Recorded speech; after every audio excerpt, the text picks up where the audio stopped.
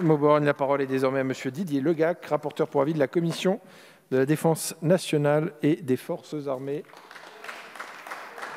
Pour une durée, Monsieur Legac, de 5 minutes également. Mesdames les ministres, Madame la Présidente, Mesdames et Messieurs les rapporteurs, chers collègues, en premier lieu, je voudrais à mon tour et bien évidemment me féliciter que dans un contexte budgétaire contraint, le budget de la Défense nationale continue, lui, d'être en hausse, conformément aux engagements que nous avons pris lors de l'adoption de la LPM 2019-2025.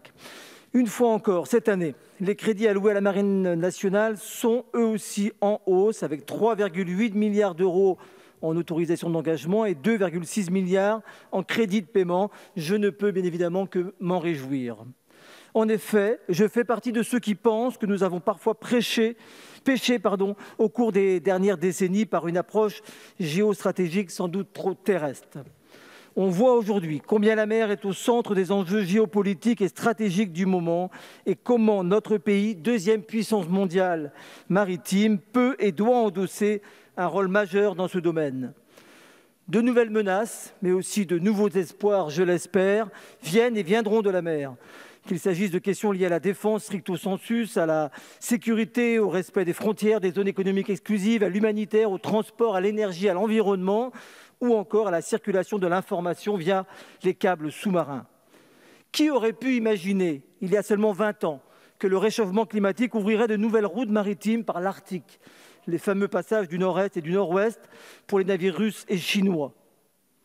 Sur l'ensemble de ces sujets, notre marine nationale est pleinement mobilisée. En outre, comme nous l'a confirmé le chef d'état-major de la marine, l'amiral Vendier, lors de son audition, le combat naval redevient plus que jamais une sérieuse hypothèse de travail. C'est pourquoi je me réjouis que les crédits de la marine pour 2021 permettent la mise en œuvre de 3 types d'engagements. D'abord, la permanence de la posture de dissuasion. Ensuite, la défense de notre territoire maritime, pour laquelle la marine est chargée de missions relevant de l'action en mer. Enfin, la présence sur 5 théâtres d'opérations simultanés, le golfe de Guinée, le détroit d'Ormuz, l'Atlantique Nord, la Méditerranée centrale en Libye et la Méditerranée orientale en Syrie. L'ambition 2030, mesdames et messieurs, notre ambition vise à construire un modèle d'armée complet à la hauteur de ces enjeux stratégiques. Les crédits du projet de loi de finances pour 2021 confirment l'effort de réarmement de notre marine nationale entrepris depuis le vote de la LPM, avec des commandes clés, dont celle d'une frégate de défense et d'intervention et celle de 8 hélicoptères interarmés légers.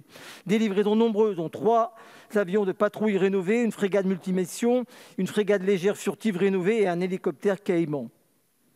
Par ailleurs, les grands programmes liés aux infrastructures dans nos ports seront poursuivis en 2021 avec l'arrivée de nombreux bâtiments de nouvelle génération. À ce sujet, j'ai pu constater, lors de mes déplacements dans les ports militaires, les premiers effets tangibles du plan famille lancé en 2017 et qui contribue à l'amélioration des conditions de vie de nos marins et de leurs familles et à améliorer leurs conditions d'hébergement et d'équipement. Également, notre marine va progressivement continuer de se doter de drones absolument cruciaux pour la surveillance des approches et des côtes. Enfin, le maintien en condition opérationnelle des équipements, l'investissement se poursuivra en 2021. Cela est essentiel, le MCO, pour la disponibilité de nos navires et le nombre de jours de mer et le nombre de jours passés en mer. Enfin, et comme je l'ai souligné dans la deuxième partie de mon rapport, il faut impérativement, à l'horizon 2038, un successeur au Charles de Gaulle, avec la construction d'un porte-avions de la nouvelle génération, le PANG.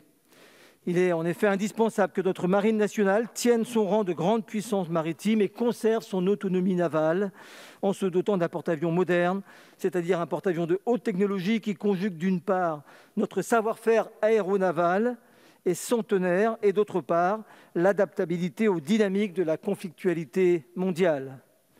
Le concept de porte-avions et de force aéronavale conserve donc toute sa pertinence en raison même de l'avantage opérationnel qu'il représente face à d'éventuels ennemis aux méthodes peu orthodoxes et de plus en plus désinhibées.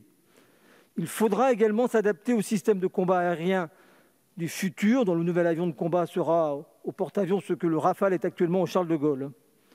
Enfin, il faudra que ce porte-avions nouvelle génération puisse garantir une interopérabilité avec les alliés stratégiques et qu'il en soit toujours au cœur de toutes les coopérations européennes. Mes chers collègues, les crédits alloués par le projet de loi de finances pour 2021 correspondent aux objectifs de remontée en puissance de la marine nationale française. Je salue cette évolution positive qui permettra à notre pays de tenir son rang de grande puissance dans ce monde, de protéger ses intérêts et de veiller à l'application du droit international partout et sur tous les océans. Merci.